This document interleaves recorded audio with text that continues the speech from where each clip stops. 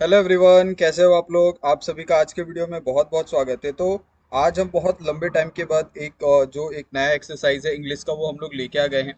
अगर आप देखोगे तो ये जो एक्सरसाइज है वो 9th क्लास इंग्लिश का एक्सरसाइज है। Okay, 2.4 the fall of Troy. और ये द फॉल ऑफ ट्रॉय, ये जो बुक है वो आपको बुक भी अवेलेबल है। अगर आप ऑफलाइन देखोगे तो ये एक स्टोरी है जो एक सिटी के बारे में है, ट्रॉय सिटी के बारे में, जहाँ पे ये हुआ था, हमला हुआ था, और उसके बाद वो सिटी को किस तरीके से डिस्ट्रॉय किया गया था, वो पूरी जो एक कहानी है उसको लिख के बुक के अंदर आपको देखने के लिए, पढ़ने के लिए मिलेगा। वो आप जाके परचेस भी कर सकते हो, ऑनलाइन या ऑफलाइन, दोनों पे आपको अवेलेबल है। तो यहाँ पे अगर हम बात करें कि इस एक्सरसाइज के अंदर जो सबसे पहला क्वेश्चन जहाँ से स्टार्ट होता है वो है आपका warming up. Okay, warming up, जो अगर आप लेसन स्टार्ट करते हो तो लेसन के ऊपर आपको थोड़ा सा जो पार्ट होता है वो वार्मिंग अप का दिया जाता है। ओके, और बेसिकली ये जो पूरा एक छोटा सा एक जो छोटा सा कॉलम होता है वो डिपेंडेंट नहीं होता है लेसन के ऊपर, बट ये आपके लिए होता है ताकि आप अपने आप को थोड़ा सा अपने माइंड को आप ये कर सको, शार्प कर सको। और ऐसे ऐसे क्वेश्चन होते हैं जिसका आंसर आप इजीली दे सकते हो, तो ऐसे क्वेश्चन आपको वहाँ पे देखने के लिए मिलते हैं। जैसे ह्यूमर वाले क्वेश्चन हो गए, आपका एक छोटा सा स्किल टेस्ट हो गया, ये सारी चीज़ें आपको वहाँ पे देखने के लिए मिलती है। ओके, यहाँ पे आप देखोगे तो आपको इंटरव्यू में, अगर आप कहीं पे जा रहे हो, अगर आपको इंटरव्यूअर ने आपको क्वेश्चन पूछने हैं तो आपको किस तरीके के क्वेश्चन वहाँ पे पूछे जा सकते हैं, कैसे टाइप के क्वेश्चन होते हैं, तो ये सारी चीज़ें आपको ये वार्मिंग अप में देखने के लिए मिलती है। ओके,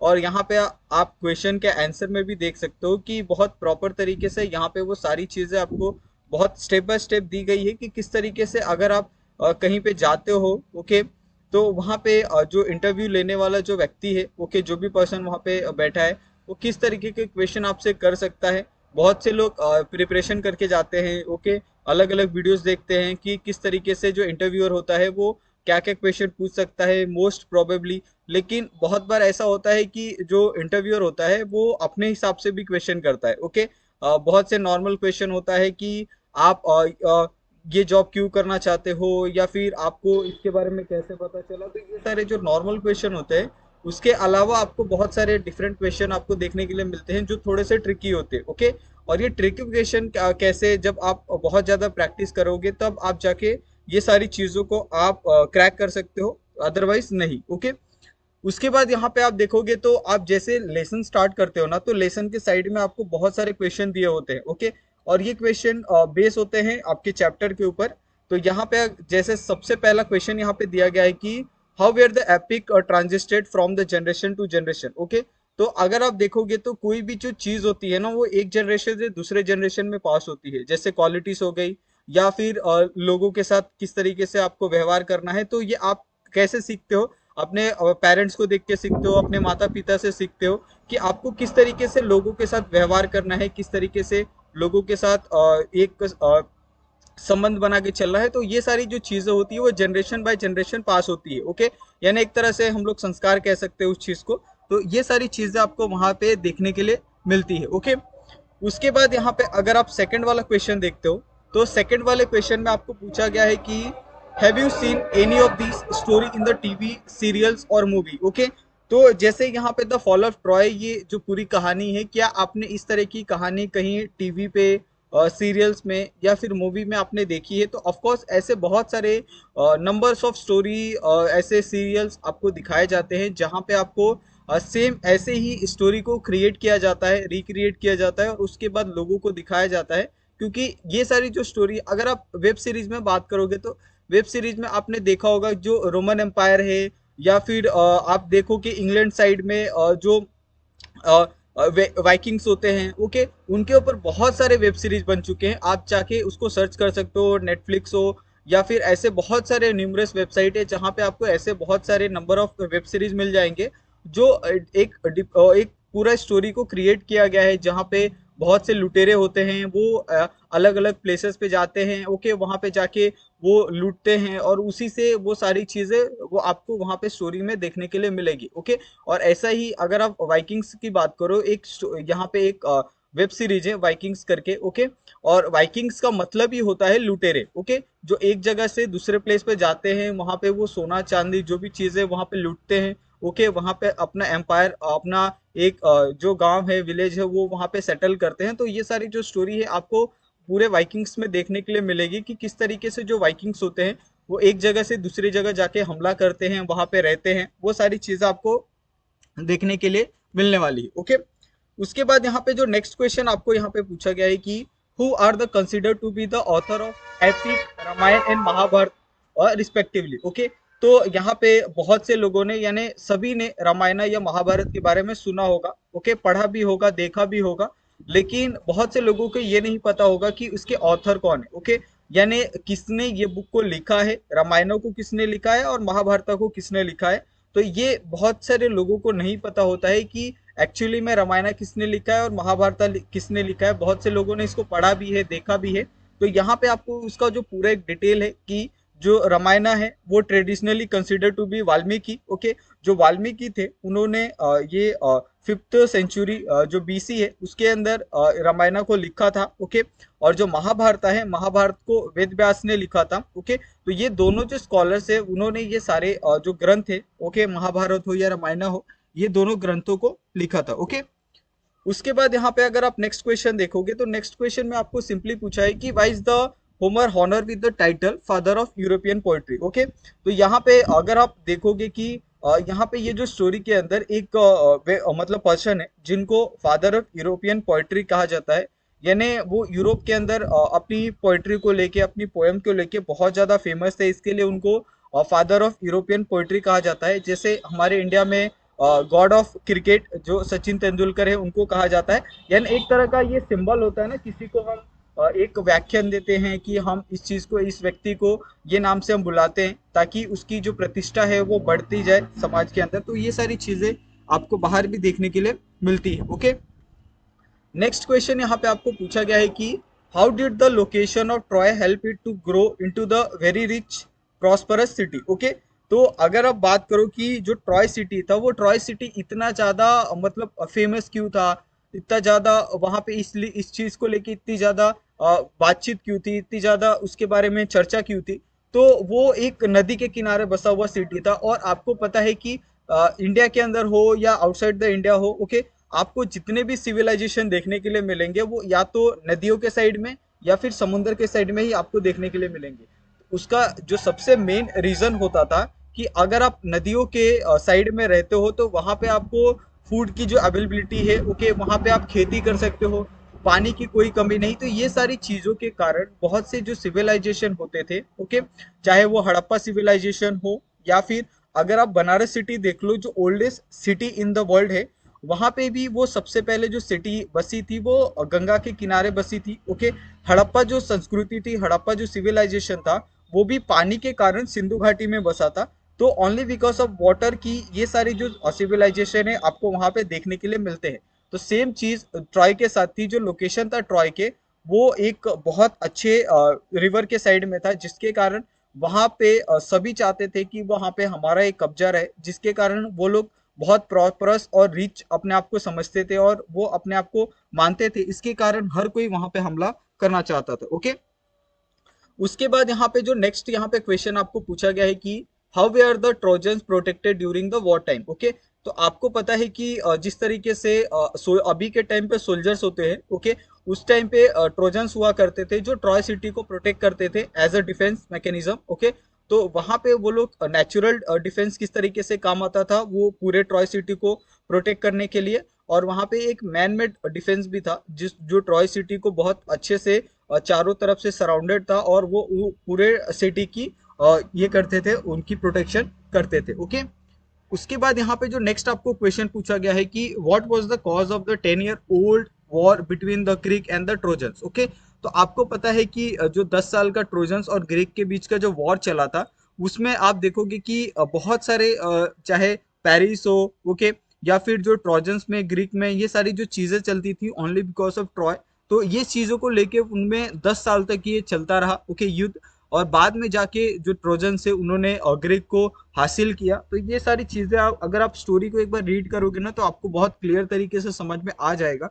ये लेसन के अंदर स्टोरी है, वो कंप्लीट स्टोरी तो नहीं कह सकते हम लोग, क्योंकि वो स्टोरी को कंप्लीट इसलिए नहीं कह सकते क्योंकि उसमें बहुत सारे जो स्टेप्स है उसको मिसिंग है। ओके, अगर आप पूरी उसकी बुक पढ़ते हो कि किस तरीके से वो स्टार्ट हुआ था और किस तरीके से वो एंड हुआ, तब आपको पूरा अच्छे से समझ में आएगा कि उसका हिस्ट्री क्या है, वो सारी चीजें क्यों हुई और किस लिए हुई। तो वो सारी चीजें आपको, और उसके लिए तो आपको ये पूरी जो बुक है वो रीड करनी पड़ेगी। ओके।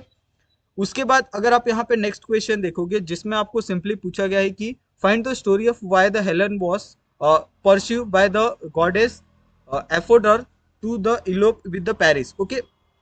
तो यहाँ पे इस चीज का जो आंसर है आप नीचे बिल्कुल देख सकते हैं, बहुत प्रॉपर तरीके से इसका आंसर यहाँ पे दिया गया है। ओके। उसके बाद यहाँ पे जो इंग्लिश वर्कशॉप है जो डिपेंडेंट होता है आपके लेसन के ऊपर, तो यहाँ पे इंग्लिश वर्कशॉप स्टार्ट करने वाले हैं, जिसके अंदर अगर आप देखोगे सबसे पहला क्वेश्चन कि read the passage and name the following. आपको एक सिंपल सा पैसेज दिया जाएगा, वो अगर आप एग्जाम में भी देखोगे तो आपको पैसेज के थ्रू ऐसे सब जो क्वेश्चन होते हैं वो पूछे जाते हैं। आपको एक पैसेज दिया होता है, वो चाहे आपके पोएम का हो या लेसन का हो, वो आपको दिया जाएगा और उस बेस के ऊपर आपको 3-4 क्वेश्चन पूछे जाएंगे, वो जो शायद 1 मार्क्स या 2 मार्क्स के हो सकते हैं। तो ये बहुत ही सिंपल होते हैं, सिर्फ आपको जो भी आपको सेंटेंस दिया गया है वो सेंटेंस को आपको प्रॉपर तरीके से उसको देखना है, समझना है। ओके। अगर आपको वो चीज़ को आपको समझ के लगता है कि ये चीज़ का आंसर ये होगा, तो वो आपको वहाँ पे लिखना है। ओके। उसके बाद यहाँ पे अगर आप नेक्स्ट क्वेश्चन देखोगे, जिसके अंदर आपको एंटोनियम्स पूछा गया है। सिंपली आपको जैसे एक चीज अगर आप जैसे यहाँ पे वर्ड दिया है बैरन। ओके। तो बैरन का मतलब होता है कि ऐसा लैंड जहाँ पे अनाज नहीं उग सकता। ओके। वो पूरा जैसे रेगिस्तान आपने देखा होगा, वो पूरा बैरन लैंड होता है, वहां पे किसी भी चीज की खेती नहीं हो सकती, वहां पे कोई पेड़ पौधे उग नहीं सकते। उसी तरीके से अगर आप उसका अपोजिट देखते हो तो उसका अपोजिट क्या हो जाएगा, फर्टाइल लैंड, यानी जहाँ पे आप खेती कर सकते हो, जहाँ पे आप अनाज उगा सकते हो, वहां पे आप पेड़ पौधे लगा सकते हो। तो ये दोनों चीज आपको समझ में आ गया होगा कि किस तरीके से आपको बैरन और फर्टाइल यानी जो एंटोनियम्स होते हैं वो आपको यहाँ पे लिखने हैं, और सभी के आंसर ऑलरेडी यहाँ पे लिख के दिए गए हैं, तो आपको इसके अंदर कोई भी कंफ्यूजन नहीं होने वाली है। ओके। उसके बाद यहाँ पे अगर आप नेक्स्ट क्वेश्चन देखोगे, जहाँ पे आपको पूछा गया है कि from other sources find the synonyms of the following word using in the story. Okay. तो यहाँ पे आपको जैसे हमने एंटोनियम्स पढ़ा था, उसी तरीके से यहाँ पे जो सिनोनियम्स है वो आपको यहाँ पे देखना है, यानी सेम शब्द, यानी सेम जो दोनों के जो मीनिंग है वो सेम होने चाहिए। ओके। वो दोनों के मीनिंग सेम, जैसे ग्रेट है तो ग्रेट का आप माइटी भी बोल सकते हो, लिस्ट्रेशियस बोल सकते हो। ओके। हीरोइक बोल सकते हो, सेलिब्रिटी बोल सकते हो। तो ये सारी चीजें जो सिमिलर साउंड मतलब डिफरेंट साउंड करती है, लेकिन दोनों का जो मीनिंग होता है वो बिल्कुल सेम होता है। ओके। जैसे ब्यूटीफुल, तो ब्यूटीफुल का attractive, lovely, okay, stunning, gorgeous and pretty. Okay. तो ये उसके अदर वर्ड है जिसको आप अलग अलग सेंटेंस में आप यूज करते हो। ओके। उसके बाद यहाँ पे आप फाइट देख सकते हो, रिच हो, सेफ हो, स्ट्रांग हो या फिर ब्रेव हो। तो ये सारी चीजों के यहाँ पे आपको जो सिनोनियम्स है वो आपको दिए गए हैं, और एक नहीं तीन तीन, आपको तीन तीन चार चार सिनोनिम्स दिए गए हैं। जिसमें आपको जो इजी लगता है, जो आपको बहुत ज्यादा कंफर्टेबल लगता है, आप वो आंसर के अंदर आप लिख सकते हो। ओके। उसके बाद यहाँ पे नेक्स्ट क्वेश्चन आपको पूछा गया है कि correct the following sentence using the fact from the passage. आपको सिर्फ पैसेज पढ़ना है और पैसेज का इस्तेमाल करके आपको जो इसका आंसर है वो आपको देना है, और यहाँ पे ऑलरेडी आंसर पूरा कंप्लीटली दिया गया है। तो आपको इसके अंदर कोई भी बिल्कुल भी इसके अंदर आपको कुछ करने की जरूरत नहीं है, आप सिंपली इसको ऐसे as it is copy paste आप कर सकते हो। ओके। उसके बाद यहाँ पे जो नेक्स्ट क्वेश्चन आपको दिया गया है कि state the counter action for the following sentence. Okay. आपको यहाँ पे आप देखोगे तो 4 सेंटेंस ऑलरेडी आपको लिख के दिए थे पहले से ही, जो एक्शन के अंदर है। और इसका यहाँ पे अगर आप काउंटर एक्शन देखते हो तो यहाँ पे आपको जो काउंटर एक्शन है वो आपको यहाँ पे क्या करना है, लिखना है। ओके। तो काउंटर एक्शन में भी आप यहाँ पे सभी के जो आंसर है वो आप प्रॉपर तरीके से देख सकते हो यहाँ पे। ओके।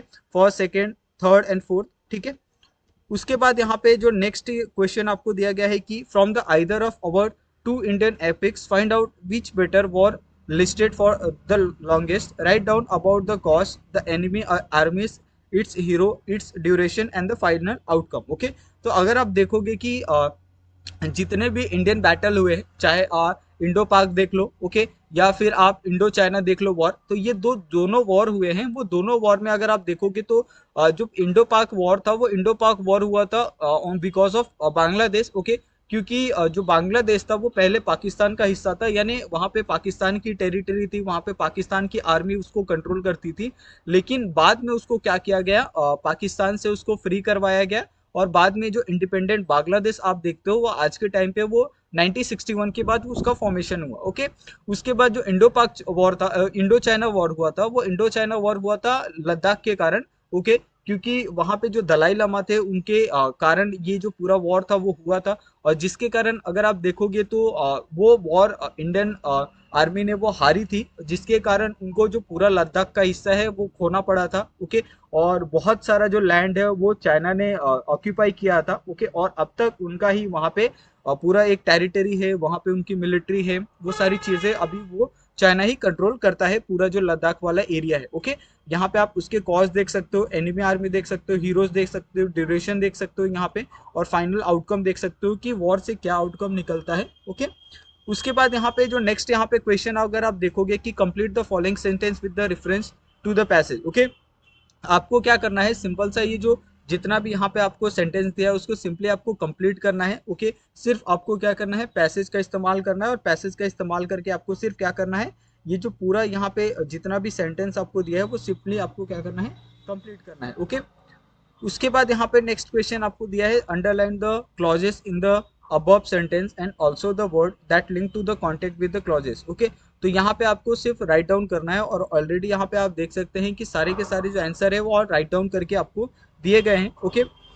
तो इस तरीके से यहाँ पे ये जो पूरा एक्सरसाइज है, एक्सरसाइज या फिर आप वार्मिंग ऑफ इंग्लिश वर्कशॉप ये आप कह सकते हो। ओके। क्वेश्चन आंसर वो यहाँ पे खत्म होता है। अगर आपको इसके अंदर कुछ भी डाउट लगता है तो आप लोग हमें टेलीग्राम पे या फिर इंस्टा पे आप मैसेज कर सकते हो। ओके। और फिर भी अगर आप डाउट लगता है तो आप कमेंट करके भी इसके सारे के सारे क्वेश्चन एंड जो भी आपको लगता है तो आप कमेंट करके भी पूछ सकते हो। ओके।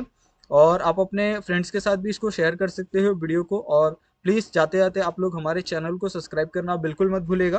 तो थैंक यू सो मच आप सभी का, मिलते हैं हम लोग नेक्स्ट वीडियो में नए टॉपिक के साथ। Thank you so much.